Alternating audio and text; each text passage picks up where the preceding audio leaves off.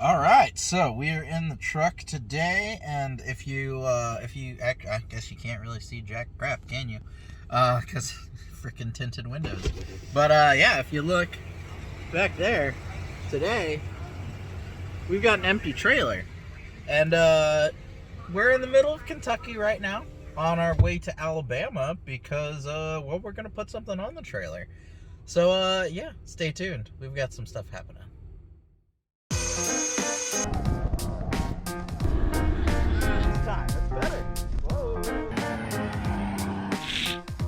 So yeah, the WRX is officially ready.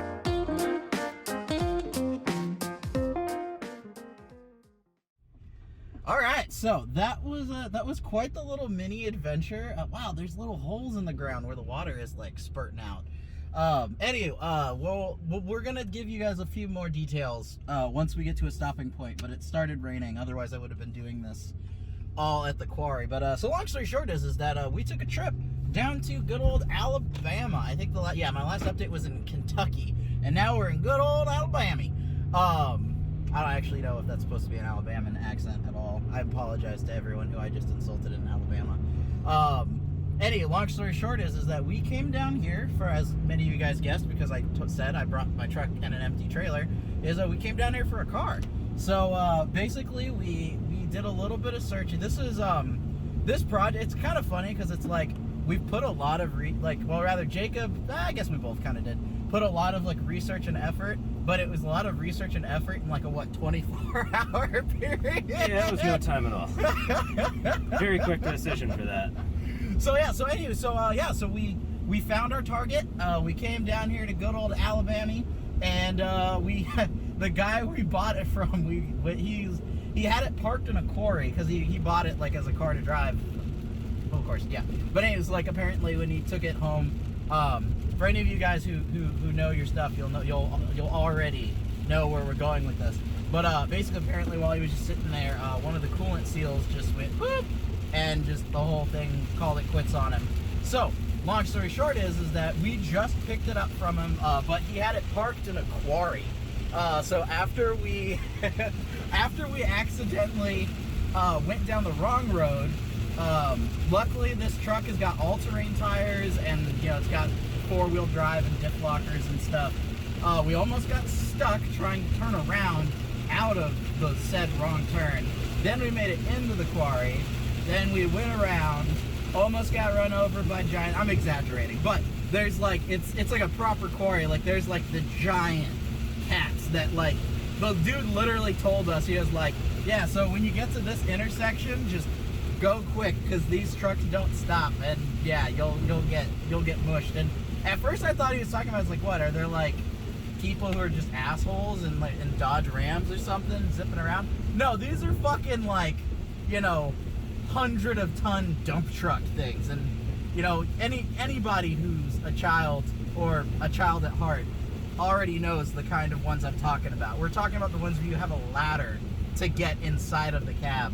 So anyway, so we got to see a cool little quarry thing. But long story short is, as he already showed you with the camera swipe, it is an RX-8.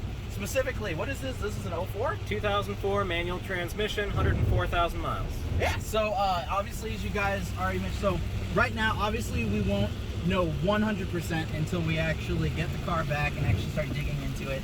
But right now, this car is a classic case of a coolant seal failure. So basically, we're gonna go ahead and we're gonna bring this little guy home. We're gonna pull the motor out, and we're gonna take a stab at actually rebuilding this little Dorito box. And basically, yeah, this is, so keep in mind, this is not an Afro speed car. I'm not even the one who bought it. This guy bought it. Hi. It is for a future project, which we're gonna keep on the down low until it kind of develops more into a thing. But like I said, this car is the start of a bigger, cooler project that'll be coming up down the road. And I'll do a better overview. Again, I did want to actually like do an overview of this car slash a reveal of this car, and then it started downpouring, so we can't be outside. Although this phone is waterproof now.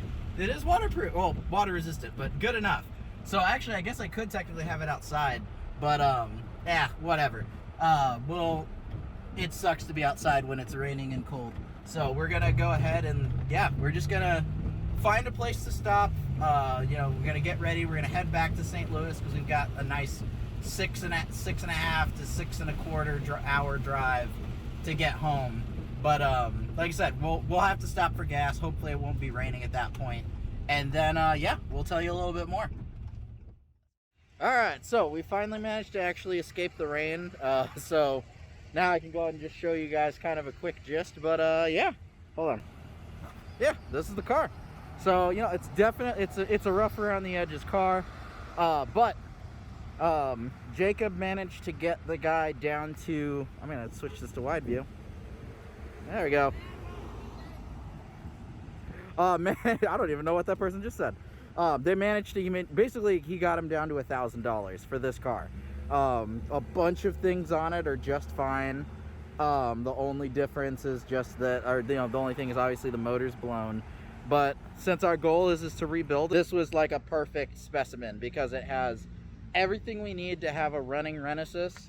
So that being said, it's a great way to actually learn what all makes the engine tick and what makes it work, and to get it working again so that we can use it for future projects. So like I said, that's the car. We're on a tight deadline to get home, so you'll be seeing it in more projects coming up here pretty soon. So until then, until the next one. All right, so after almost 17 hours of driving, we are officially back at Jacob's place, which is way down yonder. But since this thing doesn't run, we're gonna get a bit of a running start. Yeah, we're gonna get a running start to actually get it to roll down the hill and into his garage. And like I said, after that, hopefully sometime in the next few weeks, we're gonna go ahead and we're gonna load as soon as we finish his white RX-8 and get that thing happy.